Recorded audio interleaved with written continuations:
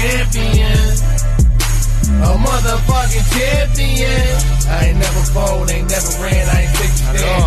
Held my head high, I swear to God, I did the time. Never drove a bitch, I swear to God, I've been fly. After this whole other episode plays out, I put a mask on and I walked into a 7-Eleven. He's got a gas station, which is a 7-Eleven, like a convenience store / gas station. I walked in there with a freaking 2-liter gasoline and and a baseball bat. And I said, "Hey, where's Tony, the Indian gangster?" And I poured the gas on the counter and pulled the lighter out. But it was some woman was working there. And I was like, "Yeah, I'm going to show you how American gangsters do it." But I didn't do it. I didn't like it. But I did take the bat, smash up. No, I didn't do it. I scared the hell. She's, no, please, no. She like ran out of the store. I poured gas everywhere, acted like I was going to light it, but I didn't. But I did smash up a bunch of Hostess racks with a baseball bat. And I said, "Tell the Indian gangster that this is how American gangsters do it." But what happened with the dude, though? Hell. Yeah, exactly. Learn him a lesson. So the dude, though, here's what happens. The Pakistani dude freaking ends up calling my boss and saying, "Your freaking employee did a side job," which is freaking forbidden. He did a side job. I gave money to do it. He gave me the money to do it, and I didn't do it. So he tells my boss, this guy named Brian, he's a baller worth millions and millions of dollars, but he likes me because I'm a really good sales rep and I make him a ton of freaking money. Like I sold, I think my first year there, 1.7 million in sales, and my pay on that was like 120 grand. So he made a ton of money off me.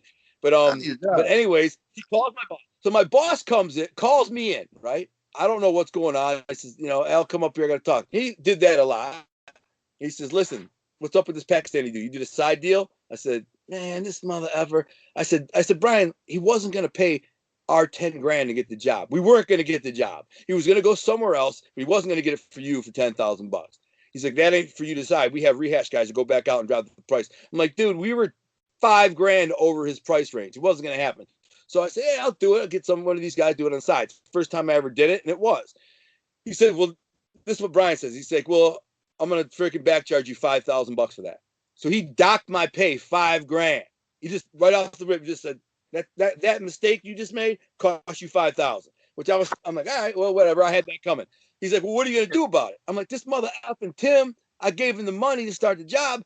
He never started the freaking job." I said, "I'm going to beat this big mother effer's ass." And Brian, who knew I was a tough guy, he was like, "You think you can beat that dude's ass? He's a big boy." The dude is like 350, like 6'4", 350. Yeah, I'm like, "Dude, I'll smash that bitch, man." And he's a punk. I smashed his boy one. He didn't know that. I smashed his boy one. So he says, I said, "Call him up. Get him in here. I'll punk that mother effer out right now and forget that money. He owes me 800 bucks for that job. I'm going to get that money." So Brian thinks it's funny. The owner of this company, he's just like, "You think you can whoop him? You going to say that?" I said, "Bro, I'll say it right in front of you, man. Get this fool up here." So he calls the dude, says, "Come up here."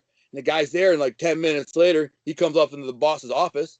He's only 5 minutes away at a job. He walks up. I'm standing there. And I said, "Listen, motherfucker, give me my money, man. Right freaking now, you're going to get my money, or I'm beating your fat ass." He don't say nothing. I just say, "Man, or I'm beating your fat ass." I say it right in front of the boss and the vice president. I said, "Get my freaking money right now, or I'm beating your motherfucking fat ass right here today.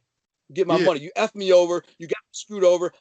You cost me 5 grand. I just got back charged because of the job that you could have made some money on, when instead you were out doing coke, freaking getting high, and didn't want to do the job and the money I gave you."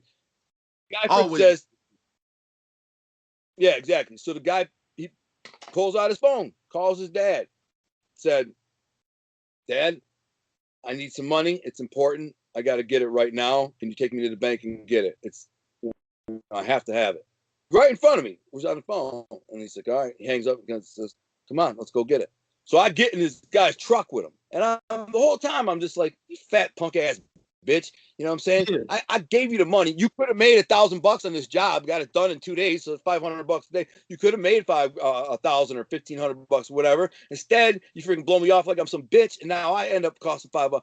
And he's like, "I'm sorry, man." Like, he did it. He said, "I was getting high, man. I've been getting high. I've been snorting coke. I've been doing it." Man, when they get high, they don't give nothing. They get high. When they get high, they don't give no. Exactly. So that was that. He gave me the money, and I didn't end up beating his ass, but he was a freaking punk ass B. You know what I'm saying? Listen, Uncle Gunner, as much as because I love hearing about you whooping somebody ass. It just excites my soul when I hear about you whooping somebody ass. You're so passionate about it. I swear, it's so much passion. I just love it. But let's jump to this real quick right here. You know what I'm saying? So with the holidays passing and it's being Christmas, New Year's, everything like that, and obviously you spent 13 years in prison. So, you know, many of Christmases and New Year's you've seen, you know what I'm saying? Me personally, I didn't like New Year's when I was in jail. I used to hate it. I used to hate every time because it was just reminding me how many more years I got. So I used to hate when dudes would hang on the walls and do all that shit and scream and crazy. And like I remember one New Year's, a dude did that, and the dude next to him told him, "Yo, stop banging on there." And the next day when he came, dude said, "Fuck you, it's New Year's." And the next day he came out, the dude put a pick through his eye. Because he was like, you know what I mean? So that was like, damn, I wonder it was like I was saying to myself, shit, was the celebration of bringing the year in worth losing the eyeball? Did you see your year was about to start? Did he see his year was about to start off like that? He ain't, you know what I'm saying? So I was to myself about shit like that. How did you feel, you know what I mean, compared to them years you spent and, you know, the Christmases and the New Year's passing? How did you feel? Well, I'm like you, man. I didn't celebrate the new year like that. I mean, to me, it was just another freaking day, bro. I mean, I'm just counting down the days till I get home. So what I did celebrate Christmas, kind of, you know, I'm Christian, and I would make a little Christmas tree out of cardboard, put it on my desk, and I'd do a cook up with my boys, you know what I'm saying? We make a little meal, holiday meal on Christmas. And a lot of guys hated it because I happen to have money in prison. You know, I was one of those few guys that I was fortunate enough to have full books all the time. I could max out every store. And so I always did cooked up, like I make lasagna doos. I'd make, for Christmas, I always make these pizza pockets and chicken marinara and lasagna. And we go out there in the ping pong table in the day room, right? And put $200 worth of food out there. You know, packs of chicken, packs of pasta sauce, the noodles, the freaking everything. And we'd spend the whole freaking day Christmas cooking, using the microwave, toasting these pizza pockets in the toasters. And then I would just give it away, man. I would give it away. I didn't care if a guy was Muslim. I didn't care if a guy was, you know, whatever he was. My next door neighbor was a black dude who was my laundry guy, right? He was Muslim. Real quiet, cool dude, man. And a lot of the laundry guys are douchebags because they know they have the power over you, you know? Yeah. They do be straight dudes. You be like that, bro. Because they know they got your. You know, yeah, exactly. So I had one. This guy, he was real cool, real quiet, and lots of times I get my laundry late to him because you had to have it in, say like Tuesday and Thursday by 4 o'clock. But if I go out in the yard to work out or whatever and come in at like 3:45 and take a quick shower, then I got to run back with my dirty, sweaty clothes, throw them in a bag, and make it down to the laundry room within 10 minutes, and they're closing the unit for count. And I miss it a lot of times. So I go down there and tell my boy, the neighbor, who's real quiet, I'd be like, hey, man, sorry I missed the freaking cut. Now, normally, some of these freaking douchebag freaking laundry guys are like, oh, sorry, I can't do your laundry, man, unless you pay me. You got to pay me a couple of soaps. Pay me a couple noodles or a buck or two. I'll do it. But you missed it, you know what I mean?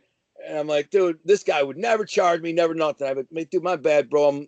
I missed it because I was showering. And he'd just take the bag and do my laundry. So I remember one Christmas, I made a big ass freaking meal. I gave him a bowl of chicken lasagna and you know, pizza pockets, and I just came over to the cell and I said, hey man, Merry Christmas. I just want to hook you up, and here you go. Another thing I did, he thought that was really nice. Another thing I did for him when I left, everybody wanted my jogging suits, right? Because we gotta have jogging suits, you know, track suits, sweatsuits, you know. And I had like 4 of them, and they were in good shape.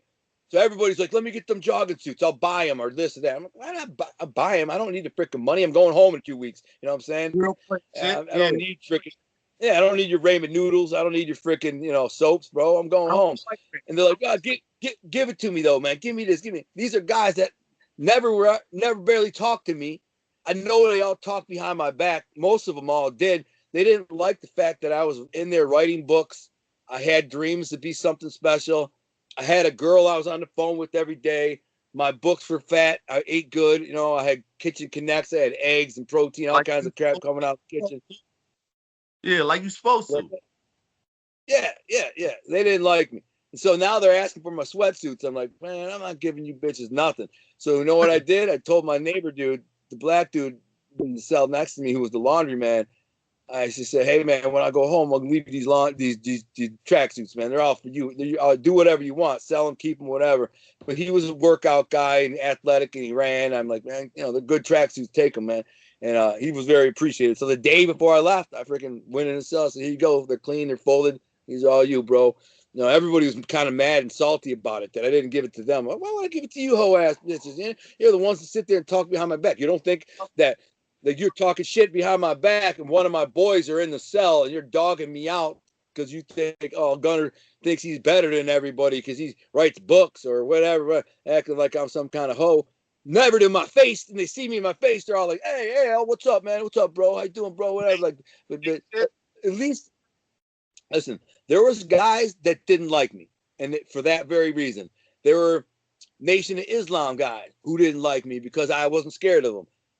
I respect the fact that you just act like you don't like me. I don't have a problem with that. If you don't like me, that's cool. I know you act like you don't like me. You know, I don't have to like you, but I respect the fact that you don't say what's up to me and talk to me and act like you're my friend and then diss me behind my back. That's a bitch move. You know, There were guys. There was this dude named Bill. I knew he didn't like me, and one day I was trying to say to another guy, I'm like, bro, you act like you're my boy, and smile in my face, talk behind my back, and this Bill dude was walking by. I said, at least Bill, I can respect this dude. He don't like me, and he freaking acts like he don't like me. It's not a secret. He don't like me, which is fine. I don't like him. But he'll sit there, he'll try to snake, and that's what you always get guy. Listen, I done had dudes that, and that's one of the worst things I hate is when you hear somebody like I done been like in a bathroom, right, and I probably got up late and then went to the bathroom, go use the bathroom, I take a shit, whatever. So you got the stalls in mediums. So I'll be sitting in the stall, and I remember one time I was in the stall and I heard a dude talking, and I didn't even realize he was talking about me, and because he kept saying the big boy and light skinned dude, and he's like, yo, the big boy and light skinned dude, yo, he think he's supposed to have a phone at this time. He always on the phone. The third, he's like, yo, motherfuckers gonna have to change. I'm gonna have to. So I'm just listening. I'm like, yo, I'm thinking he's talking like, damn, whoever he's talking about. I'm like, he's mad as hell. So I hear the other dude like, what's his name? He like, yo, I think his name Meech or something like that. So I'm like, oh, I'm gonna start like this. Oh, yo, I couldn't wait to wipe my ass so fast. I wiped my ass. I think I probably even finished wiping all the way because I was like, oh no, we about to come on. I'm like, yo, what's your problem? I'm like, what's the problem with being on the phone at? So he's like, no, bro. Oh, yeah, I'm like, you said it was like a problem, like, but you just was smiling in my face. And the day before that, I told him, I was like, yo, we could share the phone. Like, I'll go one day at this time, you go the next day, because that's when your girl get off. The whole thing was because he wanted to talk to his girl every night. And it's like, dude, I've already been here in this dorm. This is my slot time. This is what I got. Yeah. So, but if I'm willing to share with you, like, because I know how I feel, you want to talk to you, and then I'm like, cool, we could. But you sit here talking shit. Even after my whole thing was like, yo, you know what, bro? How about we do it like this? We just fight. Whoever win can have a slot time. How about we just fight now? Because I feel disrespected that I didn't even want to take it there. I was willing to share my slot time with you when nobody else is And I'm sitting here, I hate somebody that I show love to. I show love to you. Or be cool, respectful. And then talk shit. So now I'm like, I'm about to now guess what? Your relationship, you're never gonna get on the phone at a time. Somebody else gonna be talking to your bitch. That's what's about to happen. Now, how about that? Huh? Write letters, bitch. Yeah. I talk to my girl every night a couple of times, and luckily there was not a lot of drama over the phones. There would be people waiting, and sometimes there would be some drama. There was one time there was this fat Chaldean dude, right? Chaldeans there's a lot of gangster ass Chaldeans. They're Christian Arabs from Iraq, and there's a ton of them in Detroit, and they run a lot of stuff, and they have their own mafia, and they can be pretty powerful. and dangerous. And so when this dude, his name was Z, I right away, I ran his plate, man. I called home and said, you know this guy? And they're like, yeah, he ratted on his own people. So I know this. So the dude freaking, yeah, he ratted on his own people. So I know he's walking around. He's in a wheelchair because his like back is hurt or whatever, but he can stand up and walk though. And he's always like acting hard, and he's like just riding the dick of like basically he got these Moabites that are his boys, but he's basically giving them food and paying them for protection. And he's, you know, he acts like he's a boss, you know, because he got money. He's got a lot of money. And so he's always doing these big cook-ups, and he gives it all away and like kind of bribes these guys. And he's on the phone, he's all the time. So one time I was on the phone, and they had this fan, this huge fan. It was hot, it was summertime, huge fan. And it was so freaking loud that I couldn't hear my girl on the phone. So I walked over and turned the fan off. And then him and his boy were in the shower because there's like a ventilation thing. The stairs to go up to the base are right there, but there's a ventilation, so they smoke a joint. So they went in there to smoke a joint. There's this black dude named Hinton Bay, and him. And they went in there to smoke a joint, and they turned the freaking fan on. And I was like, walked over, turned the fan off. I didn't even know they were in there smoking a joint. I just can't hear my girl. I'm on the phone. So then he comes out and he's talking shit. And he says, man, this mother effer here. He just said, this mother effer here. He points at me. He's standing. And I freaking said, all right, honey, let me call you back. I hung up the phone. Yeah. I went in the bathroom. I said, what you say, man? What you say, bro? I said, I'll beat your mother effing fat ass. And he's like, man, you turn the fan off. We're in here trying to freaking smoke. Blah, blah, blah. I said, man, I don't know what you're doing or give a F about what you're doing, bro. This is me on the phone with my girl. I don't give a F what you're doing, bro. Now, if you call me a mother effer, I'll beat your mother effing ass. And he don't say none. And the black dude says, oh, man, you're going to beat him up. He's a cripple. He ain't no cripple. He's standing there. He kind of stands back like he's going to fight. I said, bro, you don't want that. Trust me, you don't want that. And I said, bro, I'm not your enemy.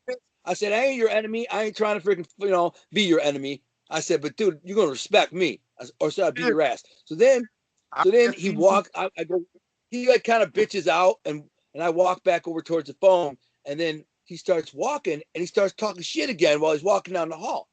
And I'm like, man, I'll beat your freaking ass, man. Let's go in the cell. So I start walking towards him, and the black dude, who's a big dude, but I know he's a pussy too. He's a total freaking pussy. I've watched him for years. He's big for nothing pussy. I know he's soft as hell. He hides behind his freaking crew. He's nothing. I'd demolish him too. He's one of them dudes who's like got these big arms, big ass arms, small chest, little neck, and like just a weird body. He's just big, but dude, one shot, I freaking knock him through a wall. And I thought to myself, and I started walking to the dude. I said, man, I'll freaking beat your ass. Because when he said, he's like, freaking, I know how to handle you. I forget my knife. I said, what? I said, I'll beat your freaking ass, man. And so I was following him in the cell, and the black dude got between me and said, no, man, no, you ain't. I said, yeah, why not? He's like, you ain't. And he's like, I said, yeah, why not? He's like, man, you ain't listening, bro. You don't want to listen? No, you ain't. And then I said, I know what you mean, bro. Because he's paying you for protection, whatever. I beat his ass, or if I beat your ass, I said to him, then I got to deal with your whole crew on the yard. I'm 2 months away from going home. I got a parole. So what, I'm going to break your freaking jaw and deal with your 500 homeboys in the yard and this bitch ass rat? Oh, and I said that to the dude. I said, I know you're a rat. I know you're a rat, dude. And he's like, what are you talking about? I said, yeah, I ran your plate. Oh, no, I lost you. Hold on. All right, we back. Okay. So what you told me? I got you. You said you was a rat. When you told him he's a rat, yeah, I said, bro, I said, and I know you're a rat, bro. I ran your plate. I called home and found out what you did, bro. You snitched on your boys. Your own people are looking for you, bro. You're hiding. You're in protective custody. That's why you're here, bro. You're hiding. You can't even go to another joint. Some other Arab dude came there and was going to stab him. I knew the dude. They called him Cal because he's Chaldean. Soon as he got to the yard, bro, he saw that dude. He was going to stab him. And that dude freaking had another guy go stab Cal to get him off the yard. And I told him, I said, bro, you hiding in here, bro. I know you're in protective custody. They got the streets looking for you. And he shut right up. He's like, what are you talking about? He's like, my people. I'm like, yeah, okay, you hiding, bro. Anyways, at the end of the day, yeah, I mean, I get it. You can get in trouble pretty easy. I had another dude stab me over the phone once. This weird dude in a wheelchair, no leg. Oh, wait. Weird dude in a wheelchair try to stab you with no legs. Because I was about to say something to jump on it, but I gotta hear this. So the dude, no legs, What happened? Yeah, he's in, so my wing that I was on was the handicap wing. So a lot of the guys had bottom bunks. There were handicaps, had wheelchair. And I locked in with this freaking little weird sissy dude. And which I didn't care. I was going home in a couple months. He was a super weird little sissy punk. And just super weird, creepy. Like, I'm sure he was a child molester. I didn't even have to run his plate. I just knew he was a child molester. And anyways, one day I saw these black dudes and they were hanging around him, and I seen him like grab something from him and he put it under his desk, and I'm like, what are they got you holding, bro? He's like, oh, nothing, just some coffee creamer. I said, coffee, let me see it. So he pulls it out. It's a jar. He's got a jar. And it's got a freaking balloon, and I opened the balloon. I said, bro, you can't possibly be that stupid. This is heroin, you dumbass idiot. They got you holding heroin in my cell. It's in my cell. If they come in this cell and find it, they could try to hit me with it. I said, no, no way, bro. You can't have this in here. I said, I'll freaking kill you. I ended up smacking the dude. I grabbed him. He's called me an asshole. I said, yo, he's your freaking asshole. I grabbed him by the gruff pretty hard. I said, what'd you say, man? I said, you haven't even begun to see what an asshole I could be. I could be a real ass. I could make you pay to even breathe. And then all of a sudden, he reaches up and tries to like smack me. I was like, what the? Wham! Wham! I just cracked him twice. Boom, boom. And he's kind of sat there. Now I was worried he's going to go tell. Huh? You don't discriminate? No, not at all. So I thought he was going to go tell on me. So right away I said, I'm sorry, man, dude. Listen, I thought you hit me. I hit you back. It's all good, whatever. So then I went and told the counselor. Yeah, he can't tell. I knew he was going to tell on me. So I went and told the counselor the next day. I'm like, you got to get me out of that cell. And she's like, why? She was kind of a bitch. Why? I was like, I can't be in there, man. He's homosexual. I can't be in there. Something bad's going to happen. She's like, what? I'm like, get me out of the freaking cell. Something bad's going to happen. You know what I'm saying? I'm getting ready to see the parole board. I can't freaking be in there. I didn't tell him that like he's holding dope, man, for the dope dealers. I just said, get me out. I can't be in there with it. He's a freak. He's a little freak with no legs, and he's trying to get some. Yeah, no. Oh, that legs, but he couldn't move them. Well, he said he couldn't move him. He'd pretend he couldn't move them. He acted like he could. I'd see him on his bunk. He'd move his legs. He just acted like he was crippled for like sympathy. He was this little freaking scrawny dude. And he talked like this. He talked really gay and this, like a little girl. He talked like a little sissy. And it was fine. He was harmless to me. I didn't care. But what happened was the dude with no legs locked across the hall from him.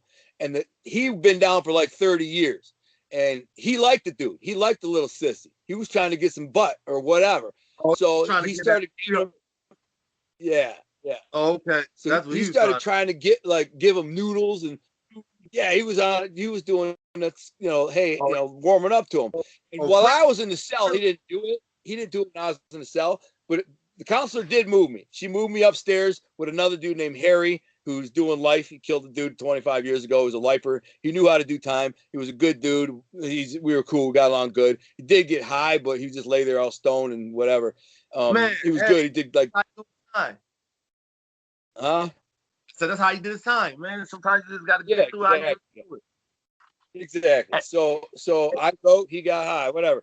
So he built stuff too. He was able to build, like, construct cool stuff, man. All these cool signs, and he made these big boats out of like cardboard and string and stuff. They were cool, big ones. I crushed one by accident. I was climbing out the bunk and swung my leg down and smashed this freaking boat that he'd been working on for like a month, bro. This big, huge ship, and I felt really bad. I ended up paying him for it. I said, here, listen, I'll give you some money. I'm sorry. Buy it. But anyways, the dude, the no leg dude, as soon as I left the cell and went upstairs, the no leg dude just started putting his Mac game down on the little sissy. And I don't remember who he got as a cellmate, but so, whatever. I barely ever saw the dude anymore because he was downstairs. They had to get an elevator to come up to even get in the room because they were all in wheelchairs. But the dude with the no leg, I'd always go down there to use the phones because the phones would be tied up upstairs. I'd just go downstairs, you can just walk downstairs and down. The base was right there. So one day I'm on the phone with my girl. Now I know the dude with no legs. He's kind of like a stocky, big, older white dude, but he's got no legs from the knees down. And he's kind of an asshole, really. And he starts getting real cocky with me and douchey, like arrogant kind of cocky. And I didn't care. I'm like, whatever. I got a parole. I'm going home in like a couple of months. So one day I'm sitting on the phone and the freaking I'm on the phone with my girl, and the dude would get real drunk. That was his problem. He was a drunk. He'd get real drunk, man. And he, huh? Hooch. He would So, make the hooch. yeah, he was a hooch maker, bro. He'd make the spud. Okay. These guys stayed drunk. These guys freaking stayed drunk. The cops didn't even bust them for drunk. Like when they found, you know, bags of hooch, they didn't even give them tickets. They just make them throw it out. The guys were drunk all the time, all over the freaking place, all over. There was a lot of drugs in there. The guy who had the drug game on lock in there was an old Sicilian dude named Dago Tone, Anthony Cirillo, a wise guy from my family. He's a killer. He committed a quadruple homicide for the family. Ended up getting sent away. He could barely speak it. Yeah, barely could speak English. He's the only real wise guy that I was locked up in 13 years was that dude. He freaking had the dope game locked in there. He had cops. He had dirty cops. They were bringing dope in for him. Then he would use the black dudes, like the Moabites and the Nation Islam dudes to sell it. Yeah, Crazy. Triple, quadruple. Yeah. But he know how to make that money though, so he was killing and getting some money. Go ahead with man. He was making. He funded his whole freaking family. It's like he funded his whole family's business. Like they opened some pizzerias, paid for his niece's college, and the guy was a baller, bro. He was making probably $10,000 a month in prison or more, and just clocking him. He had these two dirty cops. He never told me till the very end. I remember watching. You know, I pay attention. I'm a watcher. I don't talk that much.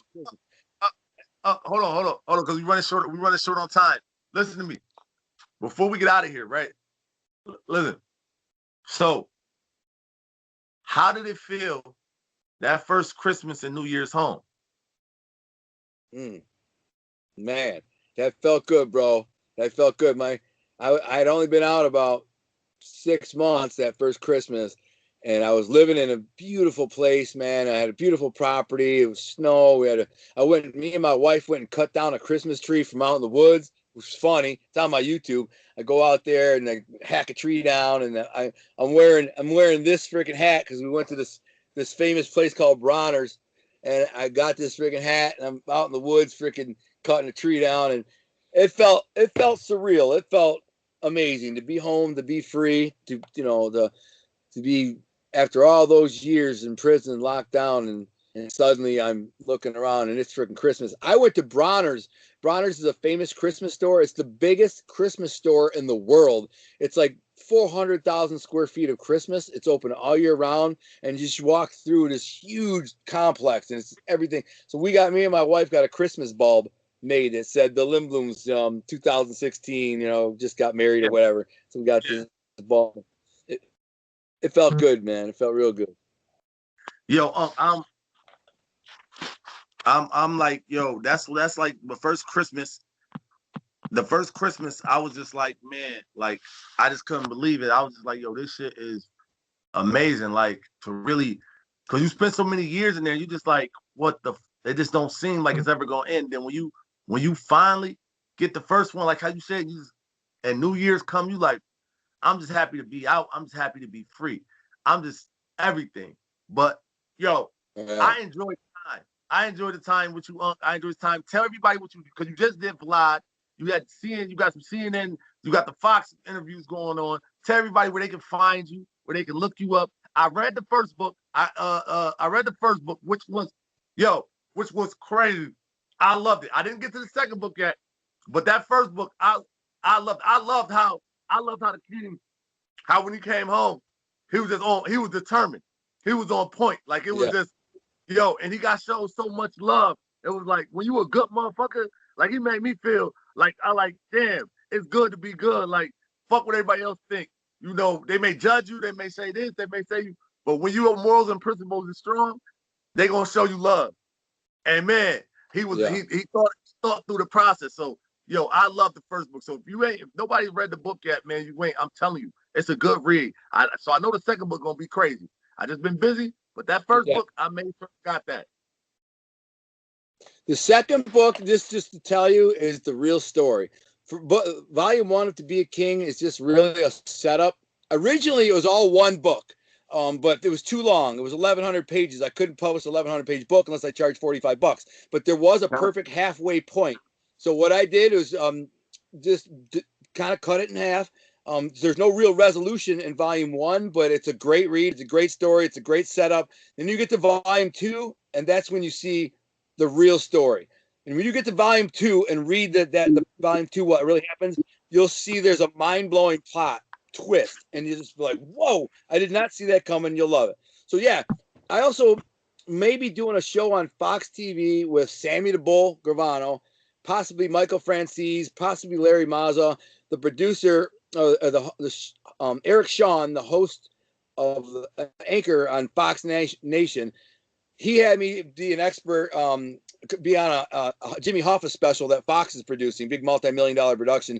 They flew me in. They wanted to talk to me about, the Detroit mob, whatever, and they did. He liked me so much. He's like, dude, I have this show idea called Wise Guys, where it's like a political talk show where it's like, I think you'd be perfect for it. You, Sammy the Bull, maybe one or two others, and we'd sit around and talk hot topics, politics, current events, Hollywood, sports, whatever. Just a bunch of old wise guys, ex-mob guys. Between us all, we'd have 50, 60 years of prison in us and just talk. And we think that would be a freaking smash hit to the general public. But that's what something on the floor. And then, of course, I got a YouTube channel called Gunner Detroit. You can find it under Gunner Detroit or Gunner Lindbloom. I got a playlist called My Thing, Tales of a Reformed Gangster. I got, I think, 108 or 109 shows, and I kind of drop them just about daily. Yeah, they're dope. I just tell crazy stories like I just told on this show of my past and crazy life and things I did in the past or in prison. And there's that. And then there's my books, To Be a King, Volume 1, Volume 2. They have perfect 5-star reviews, both volumes. Back there, you can see kind of covers of them. And they're yeah. The and then I own our thing. I own an apparel company. Yeah. I own our thing apparel. It's so whatever city is yours, you get your city. I'm from Detroit, so it says Detroit Art Thing. This is embroidered. Most of the items like shirts and stuff, like on the back, for example, like here's my varsity jacket, which is dope. We have the dope varsity jacket, but every single item will have that on the back. Whether it be a T-shirt or whether it be a jacket or whatever, it'll say your city, and it'll say your city, and then have our logo and then our thing, and you can get it custom made like mine. So it has my name Gunner on the front. But whatever the case, we got T-shirts, hats, hoodies, jackets, everything you can imagine. You order it, it's delivered straight to your house in a couple days. So it's dope. Make sure you check it out. Listen. That right there, y'all see, Unc got big things going on, and the fact that he took the time out to even do this opening up this interview with me and showing me love, man's love. He on Fly, he got the CNN going on, he doing the specials, and Unc is killing him. Like I said, he's my motivation, and me hearing this let me know I gotta get super on my game because it's just so much motivation there, so much motivation there. So I definitely appreciate you taking your time out, to do this for me, and just kick it with me. I love that. Yeah. Man, thank you. Yeah, dude. I've never get too big for stuff like this, man. I enjoy you. I enjoy your content. I enjoy your character. You're funny. You're a good dude. You're accepting of me. You're non-biased. You're a good dude. I always do this. I don't care if I got 1 million followers on a TV show. I do this. Man, I appreciate it. Fun. Yo, listen, man, you already know what it is. That 7-1 half a dozen, that 7-1 with the devil on the end. Y'all know where I'm from. If you ain't saying it, say it with me. I'm from Buffalo. Let's go. Stop playing with me. All right, yo. Listen, man, I love you, man. Listen, stay up, stay focused. Man, please, man, continue to grind, continue to do your thing, man. Don't let nothing stop you, huh? You know I will, man. I'll keep you in the loop too, man. I always keep you in the loop. Anything I can do for you, I will. So hit me up whenever. We'll do it again. I mean, I got 1 million stories and 1 million things to talk about, so we can always do another one. Keep going. You're doing good too, man. Your show is doing really good. I looked at you really grown your subscribers, done great. So keep it up. I'm trying, Unc. I swear I'm trying. I gotta stay focused, Unc. I'm trying, but I'm gonna go hard. You'll do it, bro. Thank you once again. Hold on.